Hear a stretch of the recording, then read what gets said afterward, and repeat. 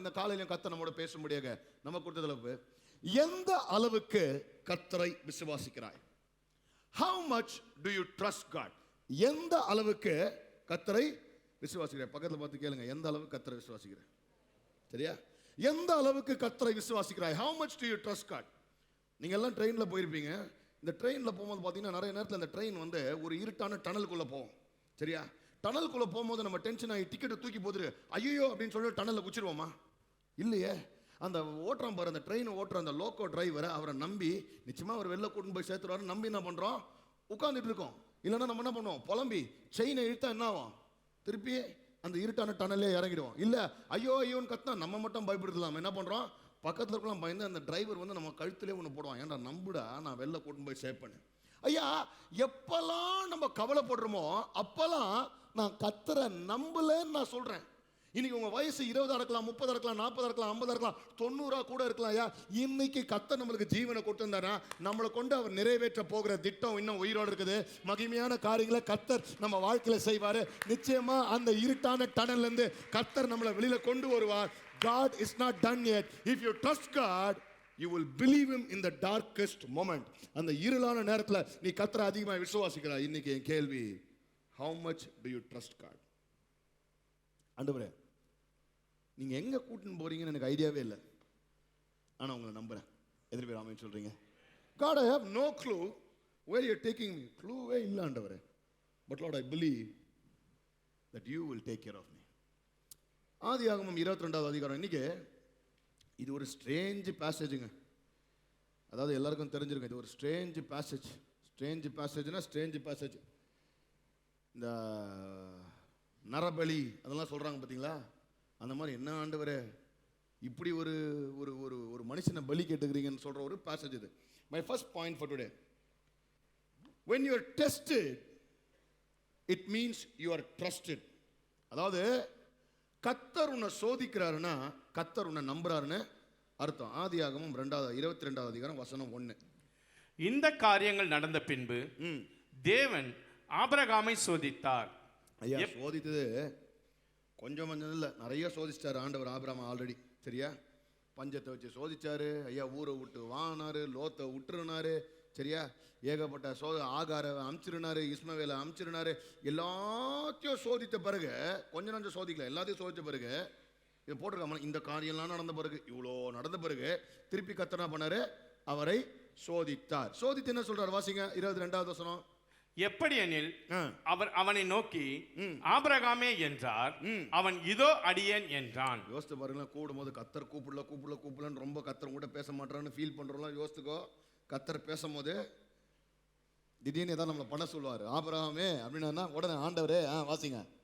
அப்பொழுது அவர் உன் புத்திரனும் உன் ஏகசுதனும் உன் நேசகுமாரனும் ஆகிய ஈசாக்கை நீ இப்பொழுது அழைத்துக் கொண்டு மோரியா தேசத்துக்கு போய் அங்கே நான் உனக்கு குறிக்கும் மலைகள் ஒன்றின் மேல் அவனை தகன பலியாக பலியிடு என்றார். அந்த நாட்களில் ஓகே, அந்த நாட்களில் கொஞ்சம் மேலே கூட லைட் போடுங்க, அவங்களுக்கும் தெரிய மாட்டாங்க. அந்த நாட்களில் என்னன்னா நரபலி செலுத்துவது ஒரு பழக்கமாக இருந்தது. அந்த நாட்களில் வந்து கூட இந்த மாதிரி பலிலாம் செலுத்துவது இருந்தது. ஸோ நிறைய பேர் வந்து அவங்க பிள்ளைகளையோ மற்றவங்களையோ இந்த பலியாக செலுத்துவது ஒரு பழக்கம் இருந்தது. அதனாலேயே அந்த நாட்களில் ஆபிரகாமுக்கு சொல்லும் போது அவர் யோசிச்சிருப்பாருனா மற்றவங்கள மாதிரி ஆண்டவர் நம்மளை செலுத்த சொல்கிறாங்களா அப்படின்ட்டு.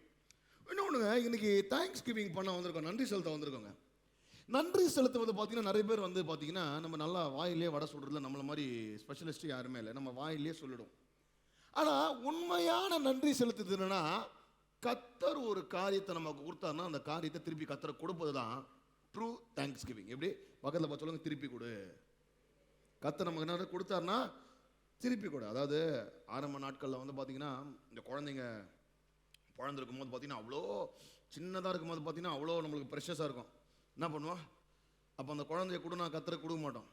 ஒரு பாயிண்ட் ஆஃப் டைம் வந்த பிறந்த பிறகு ஆண்டவரே எத்தனை கத்த சொல்வார், இப்போ நோ ரிட்டர்ன் பாலிசி, இப்போ நீ ரிட்டர்ன் பண்ண முடியாது, நீங்கள் ஒன்று பண்ணியிருந்தா அப்போ பண்ணிடணும்.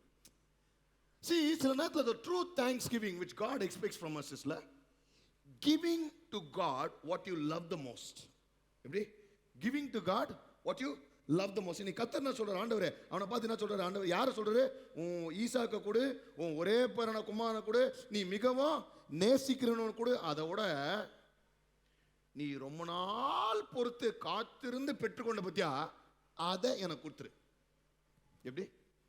ரொம்ப நாள் பொறுத்து காத்திருந்து பெற்றுக்கொண்ட பத்தியா, அதை எனக்கு கொடுத்துரு. இன்னைக்கு கர்த்தர் நமக்கு வைக்கிற ஒரு டெஸ்ட் என்னன்னா, ஐயா என்ன நீ நேசிக்கிறியா, இதை நீ ஜாஸ்தி நேசிக்கிறியா? இன்னைக்கு சில நேரத்துலங்க தேவ பிள்ளைகளை, இன்னைக்கு கர்த்தருக்காக சில காரியங்களை கர்த்தர் விட கூட சொல்றாரு, விட்டுற சொல்றாரு. இன்னைக்கு அதை கொடுத்துரு அப்படின்றாரு. உனக்கு வேணாம், எனக்கு கொடுத்துரு அப்படின்னா, நம்ம ஆண்டவரே நன்றி நன்றி நன்றி நன்றி நன்றி நன்றி நன்றி நன்றி, தைல எடுத்து வை, சைடில் எடுத்து வை, நன்றி நன்றி நன்றி நன்றி, ஓகே ஆண்டவரே இதெல்லாம் கொடுக்குற ஆண்டவரே, இது மட்டும் கிடையாது ஆண்டவரே, நன்றி நன்றி நன்றி, இது மட்டும். God is saying no. Will you trust me to give the best I've given to you? உனக்கு இது ஸ்பெஷல், ஆனால் அதை கொடுக்க முடியுமா? ரைட்? நான் தான் நீங்கள் மனைவியோட நேற்று போன வாரம் டிஸ்கஸ் பண்ணியிருந்தேம்மா, இந்த கிராட்டிடியூட் வெல்ல எதமா கொடுக்கலாம், எனக்கு ரொம்ப ஸ்பெஷலாக அந்த எதமா கொடுக்கலாம் அப்படின்னு கேட்டு, நம்ம என்ன ஐடியா ஆகுது உனக்கு? இல்லைம்மா வெட்டிங் ரிங் எனக்கு ரொம்ப ஸ்பெஷல், அதை பேசாமல் போட்டுருவா என் ஒய்ஃபில். ஏன் என்ன வச்சுனா அதில்? இல்லைம்மா அதை திருப்பி எனக்கு தான் எடுத்து வந்து கொடுப்பாங்க. இந்த ஆப்ஷன் கொடுத்தோன்னா வர கணவர்கள் எல்லாம் வச்சுட்டு போயிடுவாங்க. நான் என்ன சொல்கிறேன், வருவங்கெல்லாம் உங்கள் பிள்ளைங்களை வச்சுட்டு போயிடுங்க. அந்த பிள்ளைகளெல்லாம் நான் பார்த்து ஊழியக்காரரை வளர்த்து கர்த்தருக்காக ரெடி பண்ண. ஆமேன்னு சொன்னவங்களாம் வச்சுட்டு போனேன். இப்போ தம்பி அந்த கேட்டை மூடு, கையை தட்டினவங்க ஆமேன்னு சொன்னவங்க பிள்ளையெல்லாம் வாங்கிக்கிட்டே காரை அனுப்புங்க. When you tested, it means you're trusted. ரெண்டாவது காரியம், the process and the promise will have no relevance. அதாவது கர்த்தர் உனக்கு கொடுத்த வாக்குத்தத்தமோ, அவர் உன் வாழ்க்கையை கொண்டு போறார் பார்த்தீங்களா, ஒரு முறையில் ஒரு செயல்முறை இருக்குது பார்த்தீங்களா, அதுக்கும் இதுக்கும் சம்பந்தமே இருக்காது. நான் சொல்றது புரியுதா? The process and the promise will have no relevance. அதாவதுங்க, நம்ம ஒரு வாழ்க்கையில் ஒரு காரியத்தை நம்பணும்னா, இதை செஞ்சா இது நடக்கும், சரியா? கம்ப்யூட்டர் இன்ஜினியரிங் படிச்சா அவர் சாஃப்ட்வேர் இன்ஜினியர் ஆவார், எம்பிபிஎஸ் படிச்சா டாக்டர் ஆவார். இப்படி நம்ம என்ன பண்ணுவோம், இது பண்ணால் இது நடக்கும், கறி போட்டால் பிரியாணி நடக்கும், என்ன நடக்கும். ஆனால் கர்த்தர் செய்கிற காரியம் ரைட் ஆப்போசிட்டா. ப்ராமிஸ்க்கும் அவர் ப்ராசஸும் ரெண்டுமே ஆப்போசிட்டாக இருக்கும். புரியுதா? நம்ம அட்லீஸ்ட் போகிற ரூட்டு இப்போ ஒன்றும் இல்லைங்க. நீங்கள் இப்போ இங்கேருந்து ஏர்போர்ட் போகணும், அப்போ ஏர்போர்ட் போனால் ஒன்று மவுண்ட் ரோட் போகலாம், கேகே நகர் போகலாம், அப்படி போகலாம். இப்போ சம்மந்தமே இல்லாமல் நான் என்ன பண்ணுறேன், இப்படி ஏர்போர்ட் போனோம், உங்களை மாதவரம் பக்கம் கூட்டு போனால் நீங்கள் என்ன யோசிப்பீங்க? அப்படி தான் நடந்தது ஒரு நாள். இந்த ஃப்ரைடே நான் ஏர்போர்ட்லேருந்து நம்மளை ஒருத்தர் கூட வந்தார், சம்மந்தமே இல்லாமல் கூட்டு போனார், சரியா? இப்போது இந்த ரூட்டு போனால் ஆண்டவரே, ஆனால் இந்த ரூட்டில் கூட்டு போகிறீங்க. ஆனால் இன்னைக்கு காலையில் நான் கேட்குறேன், நம்புறீங்களா? ஆண்டவரே எனக்கு நல்லா தெரியும் இந்த ரூட்டு போனால் தான் எனக்கு அது கிடைக்கும், ஆனால் ஆண்டவரே நீங்கள் ரைட் ஆப்போசிட்டில் கூட்டு போகிறீங்க. The process which God takes us through will not be relevant to the promise. ஏன்னா ஆண்டவர்கிட்ட நான் சொல்கிறாரு, 22:2 வாசிங்க. அப்பொழுது அவர், உன் புத்திரனும் உன் ஏகசுதனும் உன் நேசகுமாரனுமாகிய ஈசாக்கை நீ இப்பொழுது அழைத்துக் கொண்டு மோரியா தேசத்துக்கு போய் அங்கே நான் உனக்கு குறிக்கும் மலைகள் ஒன்றின் மேல் அவனை தகன பலியாக பலியிடு என்றார். என்ன ஆண்டவரே, நீங்க கொடுத்த வாக்குத்தத்தம் ஈசாக்கின் மூலமா என்ன பண்ணுவோம், என் சந்ததி பெருகும், நீங்க அதான் வாக்குத்தத்தம். ஆனா ப்ராசஸ் செயல்முறை அவனை சாவடின்றீங்க. இதுக்கும் அதுக்கும் ஆண்டவர் சம்பளம் ரொம்ப நம்மளால ஹர்ட் ஆகுறாரு. நான் என்ன சொல்லுவேன், என் பிள்ளை போய் சாக்ரிஃபைஸ் பண்ணா சாராக்கு என்ன சொல்வேன், சாரா என்ன லூசுன்னுவாங்க, நேராக கவுன்சிலர்கிட்ட கொடுணுவாங்க, இந்த ஆள் சைக்கோன்னுவாங்க. புரியுதா? அது மட்டும் இல்லை, கானானியர்களுக்கு முன்னாடி என் பையனை நான் பலி கொடுத்தேன்னா என்ன ஆண்டவரே உங்களை பற்றி என்ன பேசுவாங்க ஆண்டவரே? நீங்கள் சொல்கிற விஷயம் ஒன்று, நீங்கள் கொடுத்த வாக்கு தத்துவம் ஒன்று, ஆனால் ப்ராசஸ் சம்மந்தமே இல்லாமல் இருக்க ஆண்டவரே, எங்கேயோ செய்ய சொல்கிறீங்களே. Abraham was very hurt. He was not understanding the promise. ஆனால் ரொம்ப முக்கியமான விஷயம், இதுக்கும் அதுக்கும் சம்பந்தம் இல்லைனாலும் அவன் கீழ்ப்படிவதை அது தடுக்கவில்லை. நல்லா ரொம்ப முக்கியமா புரிஞ்சுங்க. It did not stop Abraham from obeying even when there was no relevance. புரியுதா? சம்பந்தமே இல்லை. ஆண்டவர் ஒருவேளை தப்பான ரூட்ல போனாங்க, சம்பந்தமே இல்லை, ஆனாலும் நான் கீழ்ப்படிவேன். அடுத்த நாள் என்ன பண்றான் வாசிங்க, இது 3வது வசனம். ஆபிரகாம் அதிகாலையில் எழுந்து தன் கழுதையின் மேல் சேணம் கட்டி தன் வேலைக்காரரில் 2 பேரையும் தன் குமாரன் ஈசாக்கையும் கூட்டிக் கொண்டு தகன பலிக்கு கட்டைகளையும் பிளந்து கொண்டு தேவன் தனக்கு குறித்த இடத்திற்கு புறப்பட்டு போனார். நல்லா பாருங்க, இங்க ஆபிரகாம் கிட்ட 1000 வேலைக்காரர்கள் இருக்கிறாங்க. ஆனா ரொம்ப கஷ்டமான ஒரு விஷயத்தை கர்த்தர் சொல்லிட்டாரு. காலையில ஏஞ்சி டேய் அதை கட்டுறா, அந்த கழுதையை கட்டுறா, டேய் நீ கட்டையை வெட்டுறா, அதெல்லாம் இல்லை ஐயா, இது செய்யவே முடியாத விஷயம். ஆனா காலையில் எழுந்திரிச்சு கழுதையை ரெடி பண்றான், ஆபிரகாமை ரெடி பண்றான், கட்டையை வெட்டுறான். சம்பந்தமே இல்லாத ஒரு விஷயத்தை என் ஆண்டவர் என்ன செய்ய சொல்றாரு, ஆனாலும் அது அவன் கீழ்ப்படுவதை தடுக்கவே இல்லை. ஐயா இன்னைக்கு நம்ம எப்படி தெரியுமா கீழ்ப்படிய ரெடியா இருக்கோம்? நம்மளுக்கு பிடிச்ச விஷயம் தான் கீழ்ப்படிய ரெடியா இருக்கும், நம்மளுக்கு புரிஞ்ச விஷயம்னா கீழ்ப்பண்ண ரெடியா இருக்கும். ஆனா எனக்கு புரியாத விஷயம், எனக்கு பிடிக்காத விஷயம், நான் செஞ்சனா என்ன சொல்லுவானுங்க தெரியாது. ஆனாலும் அவனே எழுந்து அந்த கழுதையை ரெடி பண்றான், கட்டையை வெட்டுறான், பலி செலுத்த ஆயத்தப்படுகிறான். ஐயா நீ காலையில் நான் ஒன்னே ஒன்று சொல்றேன், the promise and the process will not have a relevance. செயல்முறையும் வாக்கு தத்தமும் சம்பந்தமே இருக்காது. ஆனால் கர்த்தர் என்ன பண்ணுவாரு? நிச்சயமாகவே உன் வாழ்க்கையில அவர் எதை செய்கிறாரோ அது எதுக்குன்னு அவருக்கு தெரியும், நன்மையாக செய்து முடிப்பார். எத்தனை பேர் ஆமென் சொல்றீங்க? ஹல்லேலூயா. நான் கூட யோசிச்சேன், ஆண்டவரே இந்தியாவில் ஊழியம் செய்யறதுக்கு, பீகாரில் ஊழியம் செய்யறதுக்கு என்னை ஏன்ப்பா ஆஸ்திரேலியா கொண்டு போனீங்க? இப்படி ஒரு ரூட்டு தேவையா? இங்கே ஊழியம் செய்யறதுக்கு நான் இங்கே வச்சிடலாம், இங்கேருந்து ஆஸ்திரேலியா கொண்டு போயிட்டு அங்கேருந்து வாடா இங்கே அப்படின்றீங்க. ஆண்டவர் எதுக்கு ஆண்டவரே? நான் பாஸ்டர் ஆகிறதுக்கு என்ன கம்ப்யூட்டர் சயின்ஸோ என்ன மேனேஜ்மெண்ட்டோ எம்பிஏவும் படிக்க வச்சிங்க, பாஸ்டர் ஆகிறதுக்கும் எதுக்கு என்ன சம்மந்தம்? முடிஞ்சால் நான் பைபிள் காலேஜ். கர்த்தரை நம்ம யோசிக்க முடியாது. ஆனால் இன்னைக்கு நான் படித்தது எல்லாமோ என் எக்ஸ்பீரியன்ஸ் எல்லாமே கர்த்தர் அவர் ஊழியத்துக்காக அவர் பயன்படுத்துவார். எல்லாமே அவர் பிளான்ல ஃபிட் ஆகும். எத்தனை பேர் ஆமென் சொல்றீங்க? நமக்கு தெரியாம இருக்கும், நான் ஏன் இங்க போனேன், எனக்கு ஏன் இது நடந்தது, எனக்கு ஏன் இது கிடைக்கல, எங்க என் கால் முட்டுச்சு, எனக்கு தெரியாம இருக்கலாம். எனக்கு இந்த ஆப்ரேஷனு எனக்கு எதுனா எனக்கு தெரியாம இருக்கலாம். ஆனா ஒண்ணு மட்டும், முடியும் போது அந்த வாக்குத்தத்தை நிறைவேறும் போது, அடடா இதுக்கு தான் செஞ்சாரோ. I want to tell you this morning, இன்னைக்கு சம்பந்தம் இல்லாத காரியம் வாழ்க்கையில் நடக்குதா? பக்கத்துல பார்த்து கேளுங்க, சம்பந்தம் இல்லாம நடக்குதா? வாக்குத்தத்தை நிச்சயமா நிறைவேறும். கிட்ட கொண்டு போறாரு. ஹல்லேலூயா. மூணாவது காரியம், real faith is trusting God to do things which you have not seen or heard before. அதாவது நீங்கள் இதுவரை பார்த்திராததையும் கேள்விப்படாத விஷயங்களையும் கர்த்தர் செய்வார் அப்படின்றது தான் உண்மையான விசுவாசம். இன்னைக்கு நம்ம விசுவாசிக்கிறோம், எதை நம்ம விசுவாசிக்கிறோம்? கர்த்தர் இன்னொருத்துக்கு செஞ்சதே எனக்கு செய்வார்னு விசுவாசிக்கிறோம். கர்த்தர் எனக்கு செஞ்சதே செய்வார்னு விசுவாசிக்கிறோம். பைபிளை செஞ்சதை செய்வார்னு விசுவாசிக்கிறேன். இது ரிப்பீட்டு. சொல்லுங்க, ரிப்பீட் பண்றதுக்கு உனக்கு என்னதுக்கு விசுவாசம்? புரியுதாங்க? இப்போ உங்க வீட்டில் உங்க மனைவி நல்லா பிரியாணி செய்வாங்கன்னா, இன்னைக்கும் பிரியாணி செய்யறேன்னா நல்லா செய்வா என் மனைவி பிரியாணி அப்படின்றதுல என்ன விசுவாசம்? நம்மளால தான் ஆரம்பத்தில் தக்காளி சாதம் செஞ்சு கொஞ்சம் வருஷத்துக்கு அதை பிரியாணின்னு சொன்னால் இன்னும் கூட வாழ்க்கையில் நான் மறக்க முடியாத விஷயம் இதெல்லாம் யூஸ் பண்ணுவேன். ஃபஸ்ட்டு என் மனைவி வீட்டில் என்ன பண்ணாங்க, சமைச்சிட்டு டக்குன்னு வாப்பா வீட்டில் வா அப்படின்னு சொல்லிட்டு கூப்பிட்றாங்க, ஸ்பெஷலாக செஞ்சுக்கிறேன். அப்போ நான் அந்த ஐட்டத்தை சாப்பிட்டு எதுக்கு தக்காளி சாதத்தில் நீ மட்டன் போட்டுக்கிறேன்னு கேட்டேன். அப்புறம் தான் சொன்னாங்க அவங்க பிரியாணி. நாங்கள் சரியா ஃபஸ்ட்டு டைம் நம்பிக்கை இல்லை, ஆனால் அதுக்கப்புறம் ஒரு பாயிண்ட் ஆஃப் டைம் நல்லா செய்கிறாங்க, சூப்பராக செய்கிறாங்க. சரியா இப்போ அவங்க திருப்பி அதை நல்லா செய்வான்னு நான் விசுவாசிக்கிறதுல ஒரு அர்த்தமே இல்லை, ஏன்னா செஞ்சுட்டாங்க ஆல்ரெடி. இன்னைக்கு செய்யாத ஒரு விஷயத்த என் மனைவி செய்வாங்கன்னு விசுவாசிச்சா எப்படின்னா, அதுக்கான எஃபர்ட் அவங்க எடுப்பாங்க, ஏன்னா அதிகமாக நேசிக்கிறாங்க, அதுக்கான பிரயாசனத்தை அவங்க எடுப்பாங்க, அதனால செய்யாததை அவங்க செய்வாங்கன்னு நான் விசுவாசிக்கிறேன். ஐயா இன்னைக்கு உண்மையான விசுவாசம் என்ன தெரியுமா? அவங்க வாழ்க்கையில் கர்த்தர் செஞ்சார் எனக்கும் செய்யுங்க, இவங்க வாழ்க்கையில் செஞ்சார் எனக்கும் செய்யுங்க. இல்லை எனக்கு செஞ்சது திருப்பி ரிப்பீட்டுக்கு உனக்கு பெரிய விசுவாசம் தேவையே இல்லை. நான் இதுவரை கேட்கவே இல்லை, இது வரைக்கும் பார்க்கவே இல்லை, பார்க்காதையும் கேட்காத என் கர்த்தர் என் வாழ்க்கையில் என் பிள்ளைங்க வாழ்க்கையில் செய்வாங்க என்பது சொல்வதுதான் உண்மையான விசுவாசம். ஹல்லேலூயா. ஏன்னா இவர் சொல்றாரு, அவர் வேலைக்காரர்கிட்ட சொல்றாரு, வாசிங்க என்ன சொல்றாரு, 5வது வசனம் வாசிங்க. அப்பொழுது ஆபிரகாம் தன் வேலைக்காரரை நோக்கி, நீங்கள் கழுதையை இங்கே நிறுத்தி இங்கே காத்திருங்கள், நானும் பிள்ளையாண்டானும் அவ்விடம் மட்டும் போய் தொழுது கொண்டு உங்களிடத்துக்கு திரும்பி வருவோம் என்றான். தொழுது கொண்டு திரும்பி ஆபிரகாம் போய் சொல்ல அவன் விசுவாசிச்சான். இதை ஏன் திரும்ப நான் சொல்றேன், அதுவரை மரித்து போனவன் யாரையும் கர்த்தர் உயிர்த்தெழ செய்யவில்லை. அதுவரை சொல்லுங்க, அதுவரை ஒரு அற்புதம் நடக்கல. ஆனா எபிரேயர் புத்தகம் 11வது அதிகாரம் வசனம் 17 19 வாசிங்க. எபிரேயர் 11 17 19 வாசித்தீங்கன்னா, மேலும் விசுவாசத்தினாலே ஆபிரகாம் தான் சோதிக்கப்பட்ட போது ஈசாக்கை பலியாக ஒப்பு கொடுத்தான். ஈசாக்கினிடத்தில் உன் சந்ததி விளங்கும் என்று அவனோடே சொல்லப்பட்டிருந்தது. இப்படிப்பட்ட வாக்குத்தத்தங்களை பெற்றவன் மரித்தோலிருந்து எழுப்ப தேவன் வல்லவராய் இருக்கிறார் என்று எண்ணி தனக்கு ஒரே பேரானவனையே பலியாக ஒப்பு கொடுத்தான்.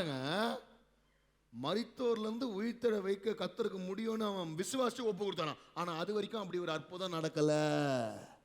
நல்லா ஞாபகம் வச்சுங்க, டில் தென் அப்படி ஒரு அற்புதம் அவன் நடக்கவும் இல்லை, கேள்விப்படவும் இல்லை. ஆனா நடக்காது ஒண்ணு நடக்கும்னு அவன் விசுவாசிக்கிறான். ஹல்லேலூயா. பக்கத்துல பார்த்து சொல்லுங்க, இது வரைக்கும் இப்படி நடக்கல, ஆனா நடக்கும்னு நான் விசுவாசிக்கிறேன். அதாவது உங்க ஹிஸ்டரியிலே உங்க குடும்பத்திலே இப்படி ஒன்று நடக்கல, ஆனா நடக்கும். அல்லேலூயா. அது விசுவாசிக்கிறீங்க. நடந்ததை செய்யறதுல என்னையா ஒரு பெரிய ஒரு இது இருக்குது. கர்த்தருக்கு என்னையா மகிமை. நடந்ததை திருப்பி திருப்பி செய்யறதில்ல, நீ கேள்விப்பட்டதை திருப்பி திருப்பி செய்யறதில்ல. செய்யாதத என் கர்த்தர் செய்வார். நான் கேள்விப்படல, நான் எப்படி கேட்கிறேனாங்க, பைபிளே இல்லாத அற்புதங்களை கூட நம்ம விசுவாசிக்கணும். எப்படி உடனே இவர் தப்பா சொல்லிட்டாரா அப்படின்னு கேட்பீங்க. ஐயா, பைபிளில் போட்டுக்குது, சிலதெல்லாம் ரெக்கார்ட் பண்ணிக்கிறாங்க, பலதை ரெக்கார்டே பண்ண முடியல. அப்போ எனக்கு தெரியாத அற்புதங்களை கர்த்தர் செய்ய வல்லவராக இருக்கிறார். அப்போ நடக்காத ஒன்றை ஃபர்ஸ்ட் டைமா என் சாட்சியா கர்த்தர் செய்வார்னு நீங்க விசுவாசா கர்த்தர் செய்வார். அல்லேலூயா. சொல்லிட்டு வாசிங்க 6 6 7 8. ஆபிரகாம் தனக்கு கட்டைகளை எடுத்து தன் குமாரனாகிய ஈசாக்கின் மேல் வைத்து தன் கையிலே நெருப்பையும் கத்தியும் எடுத்துக்கொண்டான். அதாவது கட்டை தூக்கி யார் மேல வைக்கிறாரு? ஈசாக்குக்கு. கட்டை மேல படுக்க போடுறோம், அவர் தான் கட்டையை தூக்கின்னு போடுறோம். சில நேரத்தில் நம்மளதான் வெட்ட போறாங்க தெரியாமே நம்ம என்ன பண்றோம், போறோம். வாசிங்க. இருவரும் கூடி போனார்கள். அப்பொழுது ஈசாக்கு தன் தகப்பனாகிய ஆபிரகாமை நோக்கி, என் தகப்பனே என்றான். அதற்கு அவன், என் மகனே, இதோ இருக்கிறேன் என்றான். அப்பொழுது அவன், இதோ நெருப்பும் கட்டையும் இருக்கிறது, தகன பலிக்கு ஆட்டுக்குட்டி எங்கே என்றான். ஆடு எங்கப்பா? நீதான் அந்த ஆடு. எப்படி பகல்ல பார்த்து சொல்லுங்க, நீதான் அந்த ஆடு. வைஃப் இருந்தா சொல்லுங்க, நீதான் அந்த ஆடு. ஹஸ்பண்ட் இருந்தா கட்டும் போது உனக்கு தெரியல, ஆனா நீதான் அந்த ஆடு. ஆனா ஆபிரகாம் ஒரு காரியத்தை சொல்றான். என்ன சொல்றான்? அதற்கு ஆபிரகாம், என் மகனே, தேவன் தமக்கு தகன பலிக்கான ஆட்டுக்குட்டியை பார்த்துக் கொள்வார் என்றார். பாருங்களேன், போனா எப்படி மேஜிக்கா அங்க ஒரு ஆடு வருமா? ஏன்னா அவ்வளவு ஹைட்ல மலைக்கு போறாங்க, மேஜிக்கா டக்குன்னு ஒரு ஆடு வருமா? தெரியாது. ஆனா ஒண்ணு, மேல போனா நம் தேவை எதுவோ, பலி செலுத்த எது தேவையோ, எனக்கு என்ன தேவையோ அதை கர்த்தர் பார்த்துக் கொள்வார். திருப்பி ராமே சொல்றீங்க. அல்லேலூயா. எப்படி வரலாம் தெரியாது. அவன் முன்னாடி பார்த்ததும் அவங்க ஊர்ல வந்து ஆபிரகாம் இந்த மாதிரி என் பையனை நான் பலி செலுத்த போன ஆபிரகாம், அப்போ இன்னொருத்தன் வந்து அவன் ஆடு கொடுத்தாரு ஆபிரகாம்லாம் எவனும் வந்து சொல்ல. ஃபர்ஸ்ட் டைம் இருக்கு. ஆனா உண்மையான விசுவாசம்னா அவன் பார்க்காதத கேட்காதத அவன் என்ன பண்றான், நம்புறான். கர்த்தர் ரிப்பீட் பண்ற ஆளு, என் ஆண்டவர் புதுசா செய்கிற தேவன் என்று அவன் விசுவாசிக்கிறான். நீங்களும் விசுவாசா கர்த்தர் செய்வார். அல்லேலூயா. 4வது காரியம், ரியல் ஃபெய்த். உண்மையான விசுவாசம் என்ன?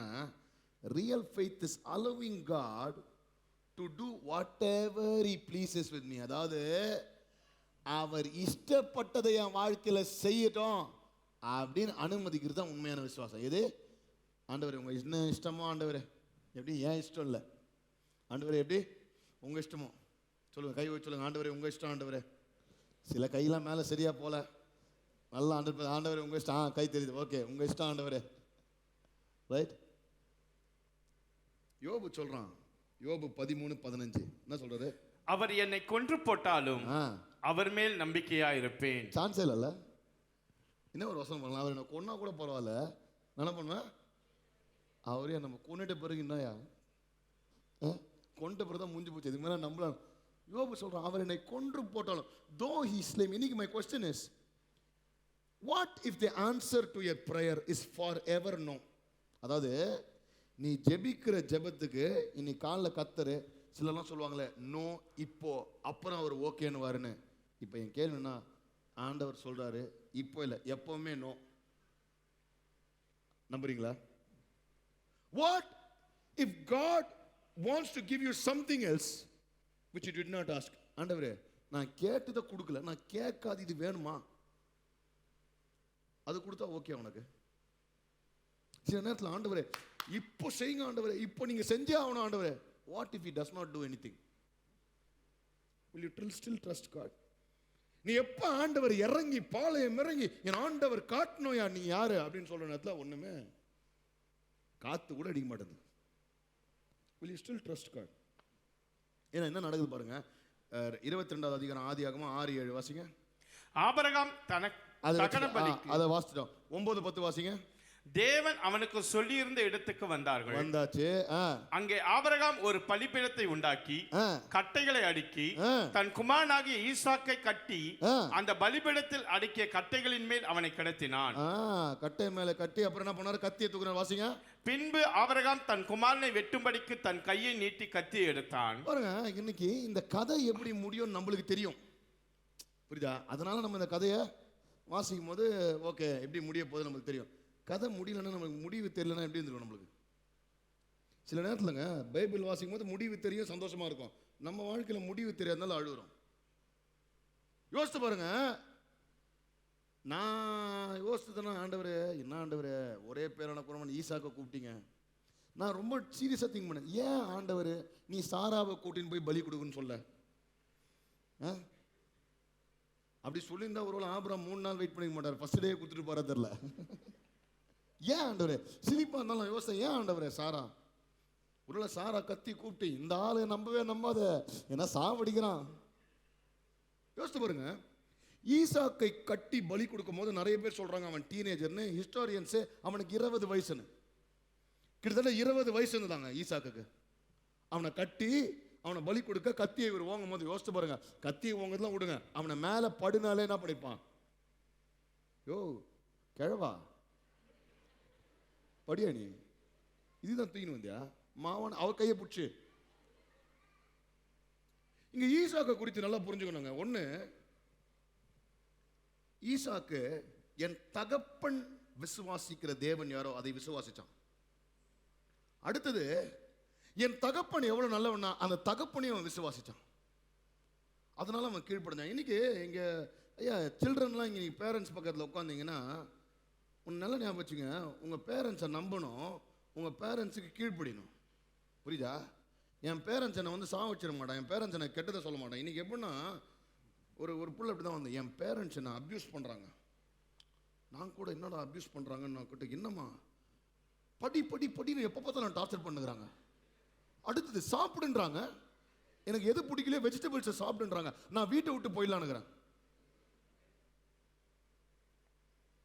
இன்னொன்று, I am not allowed to use the phone. Phone use பண்ண விட மாட்டாங்க. இது எவ்வளோ பெரிய கொடுமை! Oh my God!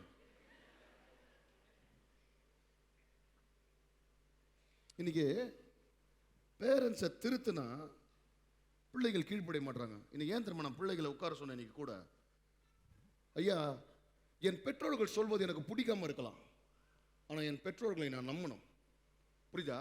இன்னைக்கு பிள்ளை சொல்லலாம், my parents don't love me. ஏன் மற்றவங்கள மாதிரி நம்ம படத்துக்கு கூட்டமாக மாட்டாங்க, பார்க்க போன. ஐயா உனக்கு 3 வேளை சோறை போட்டு உன்னை படிக்க வைக்கிற, உயிரை கொடுத்து தூக்கம் இல்லாமல் உன் பெற்றோர்கள் உனக்காக வேலை செய்து கொண்டிருக்கிறார்கள். பெற்றோர்கள்லாம் கையை தட்டிக்கணும். நீலாம் உனக்கு மேலேயே நம்பிக்கை இல்லை உங்களுக்கு, பெற்றோர்களாவது கையை தட்டணும்.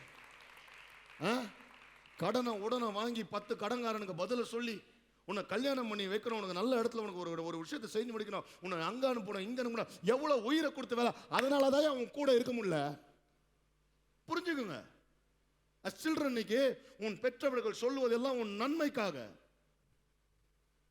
உனக்கு பிடிக்காம இருக்கலாம், உனக்கு புரியாம இருக்கலாம், ஆனால் ஈசாக்கு கொல்ல போன அவங்க அப்பனை அவர் நம்பினாரு. இன்னைக்கு தயவுசெய்து as parents, children, I want to tell you, obey your parents. நீங்கள் பெற்றவர்கள் செய்வது உனக்கு பிடிக்காமல் இருக்கலாம், நன்மை என்று தோன்றாமல் இருக்கலாம், ஆனால் அவங்க சொல்லுவது தான் உனக்கு நன்மை. அந்த நன்மையை நீ நம்ப. ஏன்னா பெற்றோர்களை, இயேசுவை விசுவாசிக்கிற, அவரை விசுவாசிக்கிற நல்ல பெற்றோர்களை நீ நம்பும் போது கர்த்தர் உண்மையிலே உனக்கு பெரிய ஆசீர்வாதத்தை வைத்திருப்பார். 5வது காரியம் நான் முடிக்கிறேன். When you show how much you trust him, he will show how much he can do for you. அதாவது நீங்க அவளை எவ்வளவு விசுவாசிக்கிறீங்க நீங்க காண்பித்தீங்கன்னா அவர் உனக்கா எவ்வளவு அவர் செய்ய முடியும் என்று அவர் காண்பிப்பார். எப்படி? ஹல்லேலூயா. உனக்கு எவ்வளவு நீங்க அவரை விசுவாசிக்கிறீங்கன்னு காண்பித்தா, if you show how much you trust him, he will also show how much he can do for you. வாசிங்க, கத்தி எடுத்து குத்த போகிறார். Ultimate sacrifice. அதாவது பார்த்தீங்கன்னா நம்மளா இருந்தா அப்படியே கத்தி எடுத்துன்னு வெயிட் பண்ணி, இப்போ ஆண்டவரே, இப்போ வந்து ஆண்டவரே, இப்போ வந்து ஆண்டவரே, ஏன்னா நம்ம கதையை படிச்சிட்டோம் ரைட்டா. அப்போ குத்த ஆண்டவர் விட மாட்டார். இப்போது ஆண்டவரே, இப்போது ஆண்டவரே, லைட்டாக அவன் கையில் வச்சு கீறி, ஆண்டவரே சொல்லுங்க ஆண்டவரே. Full obedience. கத்தி எடுத்து தூக்க வெட்டுறதுக்கு. வாசிங்க, அப்பொழுது கர்த்தருடைய தூதனானவர் வானத்திலிருந்து ஆபிரகாமே ஆபிரகாமே என்று கூப்பிட்டார். அவன் இதோ அடியேன் என்றான். அப்பொழுது அவர் பிள்ளையாண்டான் மேல் உன் கையை போடாதே, அவனுக்கு ஒன்றும் செய்யாதே. அதாவது அவனை பார்த்து பிள்ளையாண்டான் மேல கையை போடாதே அப்படின்னு ஆண்டவர் உண்மையை சொல்ற. நம்மளை பார்த்தா நடிக்காத, கையை போடுற மாதிரி நடிக்காத, கொடுக்குற மாதிரி நடிக்காத, ஜெபம் பண்ற மாதிரி நடிக்காத, பார்க்குற மாதிரி நடிக்காத. Full obedience. கையை போடாதடா உன் பிள்ளை மேல. உன் பிள்ளைன்னு கூட பார்க்காம வாசிங்க. அவனுக்கு ஒன்றும் செய்யாதே, நீ அவனை உன் புத்திரன் என்றும் உன் ஏகசுதன் என்றும் பாராமல் எனக்காக ஒப்பு கொடுத்தபடியினால் நீ தேவனுக்கு பயப்படுகிறவன் என்று இப்பொழுது அறிந்திருக்கிறேன் என்றார். அவன் யோசிப்பான், யோ இப்போதான் தெரியுது உனக்கு, இவ்வளோ நாளா உனக்கு பாய்ந்து நான் தானே. அதுக்கப்புறம் கர்த்தர் ஒரு காரியத்தை செய்யறாரு. I understand that you loves this so much, but என் மேல இருக்கிற லவ் உனக்கு ஜாஸ்தியா. வாசிங்க. ஆபிரகாம் தன் கண்களை ஏறெடுத்து பார்க்கும்போது இதோ பின்னாக புதரிலே தன் கொம்புகள் சிக்கிக் கொண்டிருந்த ஒரு ஆட்டுக்கடாவை கண்டான். அப்பொழுது ஆபிரகாம் போய் கடாவை பிடித்து அதை தன் குமாரனுக்கு பதிலாக தகன பலியிட்டான். ஆபிரகாம் அந்த இடத்துக்கு யாவே ஈரே என்று பேர் வச்சு கர்த்தர் பதிப்போன்னு சொல்றேன் கேளுங்க. இவ்வளோ சீன் நடக்கிற வரைக்கும் அந்த ஆடு அங்கதான் இருந்தது. அது வரைக்கும் ஆடு கண்ணில் படல. நெக்ஸ்ட் ஆடு கண்ணில் படலன்னா கூட பரவாயில்ல, கொஞ்சமாவது சவுண்டு கொடுத்துருக்கோம்ல மேனு, அது வரைக்கும் வாயம் மூணுக்குது. ஐயா அதை பாருங்க, கர்த்தர் நமக்காக வைத்திருக்கிற அந்த அற்புதமும் நன்மையும் சைலண்டா இருக்கும் நம்ம சைடில். நீ கர்த்தருக்கு முழுமையா விசுவாசிக்கிறான்னு பார்க்குற வரைக்கும் அந்த அற்புதத்தை கர்த்தர் என்ன பண்றாரு, ஒளிச்சு வச்சிருக்காரு. பக்கத்தில் சொல்லி ஒளிச்சு வச்சிருக்காரு. அது மேனும் சவுண்டு கொடுக்காது, உன் கண்ணிலையும் மாட்டாது. ஆனா எப்ப கர்த்தர் நீ முழுமையா நம்புறேன்னு பார்த்துட்டாரா அப்ப காட்டுவார் அந்த ஆடு அங்க இருக்குது. ஹல்லேலூயா. எத்தனை பேர் ஆமென் சொல்றீங்க? கர்த்தர் உனக்காக வைத்திருக்கிற அற்புதம் உன் பக்கத்துல தான் இருக்குது. கர்த்தர் உனக்காக வைத்திருக்கிற அற்புதம் உன் பக்கத்துல தான் இருக்குது. உன் கண் முன்னாடி தான் இருக்கு. அது வரைக்கும் உனக்கு தெரியாது. ஆனா என்னைக்கு ஆண்டவரை நான் முழுசா விசுவாசிக்கணும் அப்ப தெரியும் அந்த ஆடு அங்க தானே, அது நம்மளுக்காகவே அந்த ஆடு மாட்டி நிக்குது. ஹல்லேலூயா. உன் ஆடை தேடி நீ போக தேவையில்ல, அந்த மலை மேல இருக்கிற கர்த்தர் எனக்காக பார்த்துக் கொள்வார். ஹல்லேலூயா. அதை விட அதுக்கப்புறம் ஆண்டவர் சொல்றாரு 15வது வசனத்துல வாசிங்க. கர்த்தருடைய தூதனானவர் இரண்டாம் தரம் வானத்திலிருந்து ஆபிரகாமை கூப்பிட்டு நீ உன் புத்திரன் என்றும் உன் ஏகசுதன் என்றும் பாராமல். திரும்ப திரும்ப சொல்றாங்க, டேய் ஒரே ரொம்ப நேசிச்சடா இதை, அதை கூட பார்க்காம எனக்கு நீங்க ஓகே குத்துற பத்தியா. வாசியா. அவனை ஒப்பு கொடுத்து இந்த காரியத்தை செய்தபடியால் நான் உன்னை ஆசீர்வதிக்கவே ஆசீர்வதித்து, பாருங்களேன், உன்னை ஆசீர்வதிக்கவே ஆசீர்வதித்து உன் சந்ததியை வானத்து நட்சத்திரங்களைப் போலவும் கடற்கரை மணலைப் போலவும் பெருகவே பெருக பண்ணுவேன் என்றும் உன் சந்ததியார் தங்கள் சத்துருக்களின் வாசல்களை சுதந்திரித்துக் கொள்வார்கள் என்றும் நீ என் சொல்லுக்கு கீழ்ப்படிந்தபடினால், நீ என் சொல்லுக்கு கீழ்ப்படிந்தால உன் சந்ததிக்குள் பூமியில் உள்ள சகல ஜாதிகளும் ஆசீர்வதிக்கப்படும் என்றும். அதாவது நல்லா யோசி, கர்த்தர் எவ்வளோ உன்னை ஆசீர்வதிப்பான்னு இப்ப அவர் காட்டுறாரு. நீ என்னை எவ்வளவு விசுவாசிப்பேன் நீ காமிச்சிட்ட, இப்ப நான் எப்படி நான் உன்னை ஆசீர்வதிப்பேன்னு காட்டுறார். I want to tell you, letting go is getting it multiplied. நீ விட்டு கொடுக்கும் போது அதை கர்த்தர் என்ன பண்றாரு, அதை அபரிவிதமாக மல்டிப்ளை. letting is getting. சொல்லுங்க, letting is getting. சரிங்க, letting is getting. நீ விடுறது எதுவோ அது கர்த்தர் நமக்கு பெரிய ஆசீர்வாதமாக கொண்டு வர. நான் முடிக்கிறேன். ஆபிரகாமுக்கு 7 டெஸ்ட் காட் வச்சார். அந்த டேபிள் தான் போடுங்க. there are 7 tests which God test. நம்மளுக்கு இந்த 7 டெஸ்ட்ல எந்த டெஸ்ட் வேணா நம்மளுக்கு வர வாய்ப்பு இருக்குது. ஃபர்ஸ்ட் பாத்தீங்கன்னா ஃபேமிலி டெஸ்ட். குடும்பத்தையும் வீட்டையும் விட்டு உன் தெரிஞ்ச ஊர்ல இருந்து வா. ஃபர்ஸ்ட் ஃபேமிலி டெஸ்ட்னு ஒன்று வச்சார். செகண்ட் பாத்தீங்கன்னா ஃபேமைன் டெஸ்ட். பஞ்சம் வந்தது சரியா, விட்டுவான்னு ஆண்டவர் சொன்னாரு. விட்டு வந்த இடத்துல அடுத்ததுன்னா பஞ்சம். இந்த அமெரிக்கா ஆஸ்திரேலியா தேசங்களுக்கு ஓடுகிறவர்களே, பாலும் தேனும் ஓடுது. நாங்கள் போனால் முதல்ல கஷ்டப்படுவோம் சோறுக்கு சரியா. Famine test. 3 fight test. இவர் ஃபைட்டரே கிடையாது, லோத்தை கூட்டின்னு போயாச்சு. ஸோ லோத்தை இவர் என்ன பண்ணுறாரு, போய் ரிட்ரீவ் பண்ணுறார். Fight test. அடுத்தது ஃபார்ச்சூன் டெஸ்ட். ஃபார்ச்சூன் டெஸ்ட்னா சோதோம் குமாராவின் ராஜா இந்தா என்னுடைய எல்லாத்தையும் எடுத்துக்கோ அப்படின்னாரு. இவர் எனக்கு வேணாம், அது சோதோமன் ஆசீர்வாதம் எனக்கு வேணாம். Fortune test. Fatherhood test. இதுல தான் நம்ம மிஸ் ஆயிட்டாரு. எப்படி சாரா சொன்னதை கேட்டுன்னு போய் ஆகார் கிட்ட தப்பு பண்ணி அதுல மிஸ் ஆயிட்டார். ஆனா ஃபேர்வெல் டெஸ்ட்ல பாஸ் ஆயிட்டார். ஃபேர்வெல் டெஸ்ட் என்னன்னா ஆண்டவர் சொல்றாரு, ஆகாரியம் இஸ்மாயிலையும் அனுப்புனா அமிஸ்டர் கத்த சொன்னானே ஃபேர்வெல் டெஸ்ட்டை பாஸ் ஆனால் கடைசியாக கர்த்தர் ஒன்று வச்சாரு, ஃபிடெலிட்டி டெஸ்ட்.